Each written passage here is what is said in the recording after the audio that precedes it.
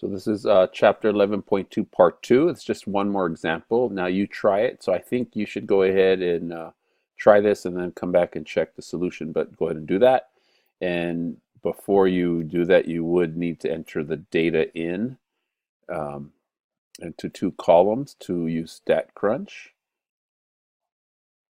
You would then need to, let's go ahead and set this up. This is a two sample matched pair design. We are comparing someone's ability to reaction time using the dominant hand versus the non-dominant. Is there a difference? So these are the same people. And then checking to see if there's a difference between dominant and non-dominant hands. And so what was our claim here? Coin is flipped to determine, let's see here, determine whether the reaction time measured using the dominant hand or non-dominant hand first. Sorry, if you read this, then you're saying the individual's dominant hand is less reaction time than a non-dominant hand. So then that's what we're looking for.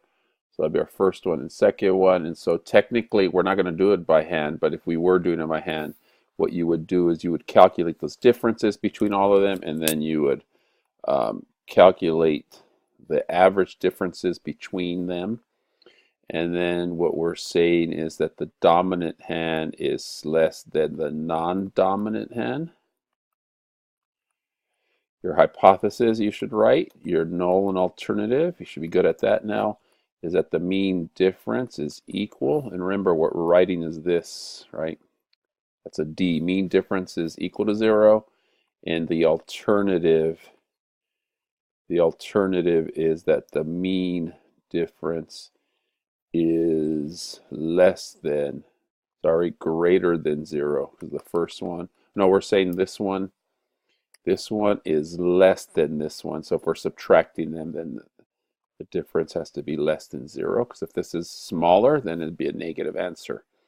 We're testing this at 0.05 again. It could be 0.01 or 0.10. This is a left-tailed test. Test statistic. Go to StatCrunch. T-stats paired. We have our column, dominant versus non-dominant. We're going to run a hypothesis test. This time we're saying the difference is less than 0 because we're saying the first one minus the second one. If this is smaller, then it would be negative, which means less than 0. We compute, get a test statistic, negative 2.7. Let's go negative 2.8. So you get a test statistic. Your t is equal to negative 2.8, which means it's kind of far from the mean. And then you get 0.009. So what? 0.009 small p-value.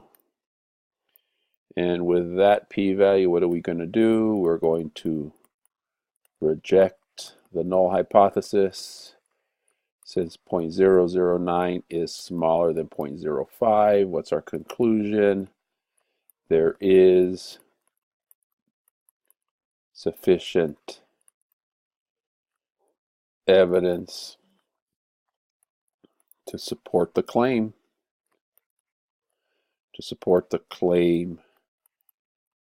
That the dominant hand is, the reaction time for the dominant hand is smaller than the non-dominant hand. And that's what we got.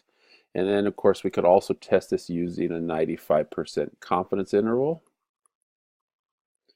And then what we would do is, instead of writing running the hypothesis test here, you click confidence interval 95, compute. Again, we should expect, we see a value here. Lower limit is negative 0.02 and 0.002. 0.02, negative 0.02, and negative 0.002, because it's getting closer to 0. So since this difference does not contain 0, we're 95% confidence that the difference between the dominant and non-dominant is between negative 0.02 seconds and negative 0.002 seconds. So what does that mean? Since the confidence interval does not contain 0, we reject H naught. And so if you do the math right, then after your point estimate is negative 0.01 in the middle, 0.011, margin of error is 0.009. That's just a coincidence. It's not with your p-value. That's a coincidence. And so we're 95% confident that there is a difference between the dominant and non-dominant hand. And so that's your 11.2. So hopefully that's enough to get you going.